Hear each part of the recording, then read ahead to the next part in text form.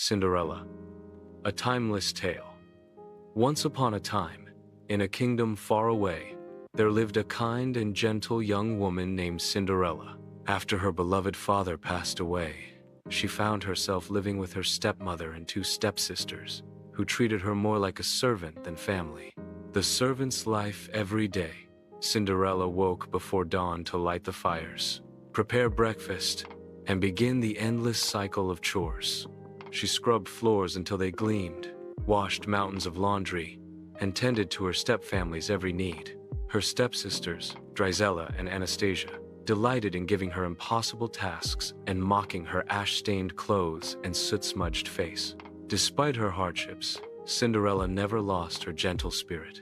She sang while she worked, befriended the mice and birds who visited the kitchen, and dreamed of better days while gazing at the stars from her tiny attic room. The royal invitation.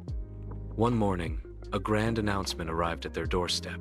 The king was hosting a magnificent ball for 3 nights, hoping his son, the prince, would find a bride. Every eligible young woman in the kingdom was invited. Cinderella's stepsisters flew into a frenzy of excitement, ordering new gowns and practicing their curtsies. Cinderella, her stepmother, commanded, "You'll help my daughters prepare. Press their gowns, style their hair, and make sure they look perfect for the prince." "But what about me?" Cinderella asked softly. "The invitation says all young women." "You?" The first ball.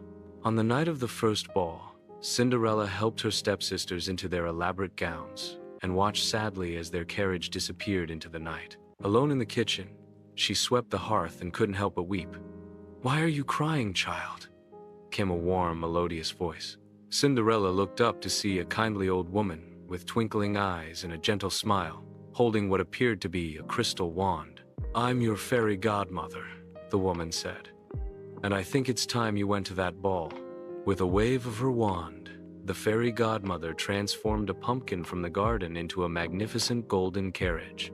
6 white mice became prancing horses, a rat became a coachman, and 2 lizards became footmen in royal livery. "Now for you, my dear," the fairy godmother said, waving her wand once more. Cinderella's torn dress became a gown of shimmering silver and blue, more beautiful than anything she had ever imagined. Upon her feet appeared delicate glass slippers that fit perfectly. "Remember," warned the fairy godmother, "the spell will break at midnight. You must leave before then, or everyone will see you as you truly are." Meeting the prince. At the palace, Cinderella's beauty and grace captivated everyone, especially the prince. He asked her to dance and spent the entire evening by her side, enchanted by her kindness and gentle spirit. They talked and laughed as if they had known each other forever. As the clock began to strike midnight, Cinderella suddenly remembered her fairy godmother's warning. "I must go," she cried, pulling away from the prince. "Wait," he called. "I don't even know your name." But Cinderella was already running down the palace steps. In her haste, one glass slipper fell from her foot, but she couldn't stop to retrieve it. As she reached the bottom of the steps, the spell broke, leaving her in her old dress with only one glass slipper as proof of her magical evening. The search. The prince, heartbroken by the mysterious maiden's disappearance, declared he would marry whoever could fit the glass slipper. His servants traveled throughout the kingdom, trying the slipper on every young woman. When they arrived at Cinderella's house, her stepsisters tried desperately to squeeze their feet into the delicate shoe, but it was no use. "Is there anyone else?" asked the royal servant. "Only Cinderella," said her stepmother dismissively. "But she's just a servant. She wasn't even at the ball." "Everyone must try," the servant insisted. The perfect fit. When Cinderella appeared and slipped her foot effortlessly into the glass slipper, her stepfamily gasped in shock.